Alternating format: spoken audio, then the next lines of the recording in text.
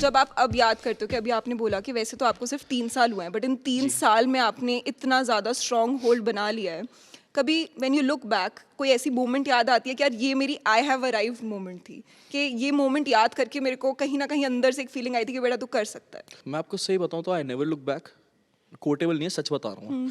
क्योंकि मेरे पास मतलब चीज़ें आगे देखने के लिए, लुकिंग फॉरवर्ड के लिए इतना है ना, like my team and everyone we always like grinding 24/7 365। हमारे पास टाइम नहीं होता कि पीछे मुड़ के क्या देखना है। बट हाँ, मेरे पास हर वो मोमेंट पे मुझे ये चीज़ रियलाइज़ होती है जब भी मैं स्टेज पे अपना कॉन्सर्ट कर रहा होता हूँ, मैं स्टेज पे जब मैं गाना ख़त्म करता हूँ और जब मैं झुक के सब लोगों को थैंक यू बोलता हूँ, तो जो तालियां बजती हैं ना, मुझे उस टाइम पे फील होता है कि यार कुछ तो करा है तूने। और ऑनेस्टली ये सबसे कॉमन क्वेश्चन है कि मुझे कैसा फील होता है। मैं सही बताऊँ तो मुझे कुछ फील नहीं होता, क्योंकि मैंने कभी इतना टाइम दिया ही नहीं इस चीज़ को। जब से चल पड़ा मैंने टाइम ही नहीं दिया कि मैं रुक के सोचूं, क्योंकि मुझे पता है जिस दिन मैंने रुक के सोच लिया मेरी फटके हाथ में आ जाएगी कि मैंने क्या कर दिया। तो इसलिए मैं बस नंबर्स, ये सारी चीज़ें या क्या है क्या नहीं है वो दिमाग में रखता हूँ और बस चल पड़ता हूँ। दिल में हिट नहीं होने देता मैं, क्योंकि अगर ऐसा हो गया तो मैं सच में जितने हज़ारों लोगों के आगे मैं परफॉर्म करता हूँ मैं घबरा जाऊँगा। मेरे से मैं क्वेश्चन करने लग जाऊँगा तू यहाँ तक आया कैसे। बस वही है, बाकी मेहनत करते रहते हैं। मैं आपसे पूछने वाली थी एक्चुअली कि जब आप परफॉर्म करते हो, ठीक है, अब परफॉर्मर्स का क्या होता है, इतना बड़ा स्टेज होता है, इतनी ज़्यादा हज़ारों लाखों में ऑडियंस होती है, और वो रश, एड्रेनलिन रश होता है एक्चुअली, जो उस परफॉर्मर को उस मोमेंट में कहता है कि हाँ मैं कुछ भी कर दूंगा, मैं अपने सारे गाने गा दूंगा। उसके बाद जब आप वापस जाते हो, ठीक है, आपको वो कॉन्ट्रास्ट आप कैसे उसके साथ डील करते हो कि अभी मैं इतने सारे लोगों के सामने था जो मेरा नाम चीयर कर रहे थे, मेरे गाने गा रहे थे, कट टू आप अपने रूम में बैठे हो या फिर आप जहाँ पे भी लाउंज कर रहे हो, वो कॉन्ट्रास्ट से कभी कभी लगता है कि यार लाइफ एकदम ही एक्सट्रीम्स में चल रही है मेरी, 0 या 100? एक्चुअली में मैं पर्सनली मैं इंसान भी ऐसा ही हूँ, तो मेरे लिए ज़्यादा मुश्किल नहीं है ये चीज़।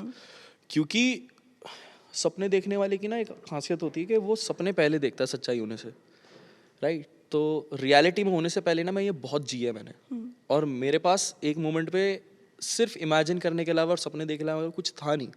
No resource, nothing. मैं ये करता भी नहीं था। I had like big inferiority complex back then in my teenage. तो मेरे लिए ना मैंने वो सपने में इतना छू लिया ना, वो चीज़ों को देख लिया कि अब वो चीज़ें होती है ना तो मेरे लिए एक रिस्पॉन्सिबिलिटी होती है। ऑन द अदर साइड मुझे ये चीज़ रहती है कि देखो यार, तुम्हें पसंद करना है तो मैं जैसा हूँ मुझे ऐसे ही पसंद करना, बट रिस्पॉन्सिबिलिटी मुझ में है। अगर तुम मुझे सुनने आए हो तो आई विल मेक श्योर कि इट्स वर्थ इट वाला रहे। दूसरा, जब मैं उतरता हूँ तो I am just me, normal, like वो है। स्टेज के लिए 1-1.5 घंटे के लिए आई एम रॉक स्टार। उसके अलावा फिर, क्योंकि अगर मैं वो चीज़ अगर स्टेज से नीचे लेकर आने लगा तो मेरे साथ वालों को बहुत, मेरे को खुद को बहुत चीज़ों से प्रॉब्लम हो जाएगी उस टाइम पे। That's a different character. वो एक था जिसके बारे में आपने सपने देखी, बट ये जो रियलिटी है जो उसको समझती है वो हमेशा से ऐसी थी। मैं एक चीज़ बताता हूँ कि आपको जब बहुत सारी चीज़ें मिल रही होती है ना ज़िंदगी में और आपको कोई नो कहने वाला नहीं होता, तो आपको खुद अपने आप को नो कहना आना चाहिए कुछ चीज़ों के लिए। जैसे एक्सपेंसेस की बात कर लेते हैं, ठीक है, आर्टिस्टों के पास पैसा आता है, डील वील आती है, ठीक है, पैसा आते ही उनका ये रहता है कि कौन सा दूसरा बंदा कितने का जूता पहन रहा है तो मैं भी इतने का पहन लूँगा, मैं भी इतना। वो अपनी बेसिक नेसेसिटी नहीं देखता।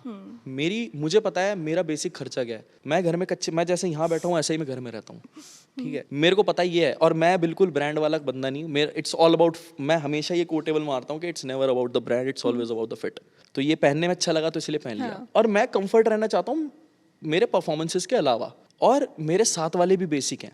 कई लोगों का ऐसा होता है कि जब हमारा नाम हो जाएगा तो हम दोस्त भी फैंसी रखेंगे अपने साथ। वो सब हैं, बट वो दूर से नमस्ते, थैंक यू। मतलब मेरे को अगर बुलाया जाता है कि भाई यहाँ आ जाओ, यहाँ हैपनिंग सीन है, नहीं, मैं जाके लोगों की दुनिया हैपनिंग बनाता हूँ, मेरे को हैपनिंग सीन की जरूरत नहीं है। तो आई जस्ट बी लाइक लोकी, मुझे ऐसा पसंद है। मैं कभी भी ऐसे, मैं सही बताऊँ मुझे क्यों नहीं हिट होता, क्योंकि मैं ऑन अ रेगुलर डे कभी निकल कर बाहर नहीं जाता ये देखने के लिए, क्योंकि बहुत लोगों में चुल होती है देखने की कि भाई देखेंगे कितने लोग हमें रिकॉग्नाइज करे कि नहीं करे। मेरे अंदर ये चीज़ है ही नहीं। मुझे हमेशा ऐसा लगता है कि स्टेज के अलावा मुझे कोई नहीं जानता। मैं अगर स्टेज से उतर जाऊँ तो मुझे कुछ जानता नहीं। मैं इस चीज़ को हमेशा अपने अंदर रखता हूँ, सो दैट हम्बल मैं रहने के लिए, हम्बल नहीं, कंट्रोल्ड रहने के लिए।